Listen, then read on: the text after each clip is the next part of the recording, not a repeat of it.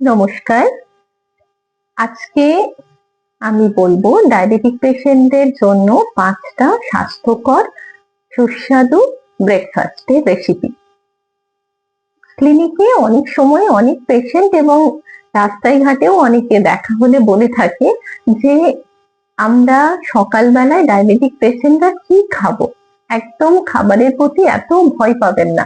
আর carbohydrate আমাদের যে শত্রু এটা ভাবারও কোনো কারণ নেই। কার্বোহাইড্রেট আমাদের কিন্তু ভীষণ একটা ইম্পর্টেন্ট নিউট্রিয়েন্ট, যেটা আমাদের ব্রেনকে পুষ্টি দেয়।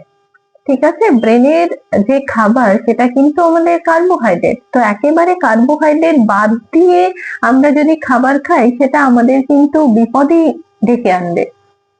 একটা জিনিস খেয়াল রাখবেন যে আমরা একেবারে এখনকার যে লাইফস্টাইল, মানে সেই জীবনযাত্রায় যদি আমরা আমাদের পূর্বপুরুষের ডায়েট হিস্ট্রিটাকে টোটালি না বলে দিই তাহলে কিন্তু চলবে না। একটা ফ্যামিলি হিস্ট্রিকে আমাকে সবসময় মাথায় রেখে ডায়েট প্ল্যান করতে হয়। যে সকল বাড়িতে একেবারে আমরা যারা মধ্যবিত্ত বাড়িতে বিলং করি, সেই সব ফ্যামিলিতে সকালবেলার ব্রেকফাস্টে আহামরি কিছু দিয়ে দিলে সেটা বানিয়ে খাওয়া বা সেটাকে মেনটেন করা ভীষণ ডিফিকাল্ট। সো এটা আমরা বুঝি, ঠিক আছে। তো সেটার কথা মাথায় রেখে 5টা হেলদি আমরা ব্রেকফাস্টের কথা বলবো, যেটা ডায়াবেটিক পেশেন্টরা চোখ বন্ধ করে খেতে পারে এবং ছোট থেকে বয়স্ক সবাই খেলে আপনারা সুস্থ স্বাভাবিক থাকবেন। এবং সকালের ব্রেকফাস্টটাকে আমরা বলি একদম রাজার হালে খেতে, যেখানে সারাদিনের মোটামুটি 60% নিউট্রিয়েন্ট বা আমাদের যে ক্যালোরি রিকোয়ারমেন্ট সেটা যেন চলে আসে। তাহলে নাম্বার 1 ফার্স্ট হলো আপনি হোল গ্রেন আটার রুটি, সাথে আপনি সোয়াবিন কারি বা যে কোনো ডাল, আপনি একটা থিক ডাল খেতে পারেন, সাথে একটা ডিম সেদ্ধ। Number 2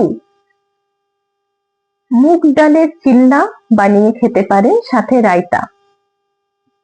number 3 uttapam with veggie, বিভিন্ন রকমের কালারফুল ভেজিটেবল উত্থাপাম সাথে রায়তা খেতে পারেন। চেষ্টা করবেন প্রতিদিন ব্রেকফাস্টে একটা ডিম সেদ্ধ যাতে আপনি খেতে পারেন, যদি কিডনির সমস্যা না থেকে থাকে বা ডিমে অ্যালার্জি না থেকে থাকে। নাম্বার 4 এটা হলো ছাতু স্টাফ যে রুটি, তার সাথে পনির কারি।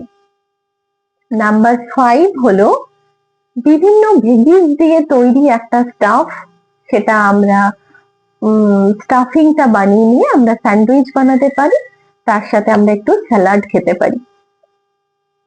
এই 5টা রেসিপি খুব ইজিলি বানিয়ে নেওয়া যায়, চটজলদি একটা রেসিপি, সেটা আমরা ছোট থেকে বড় সবাই খেতে পারি এবং সারাদিনের অনেকটা নিউট্রিয়েন্ট আমরা সেখান থেকে আমরা শরীরে পেতে পারি। ভালো থাকবেন, সুস্থ থাকবেন, দেখা হচ্ছে পরবর্তী ভিডিওতে। আমার কন্টেন্ট যদি আপনাদের ভালো লেগে থাকে তাহলে অবশ্যই আপনারা কমেন্ট করবেন, লাইক করবেন, শেয়ার করবেন।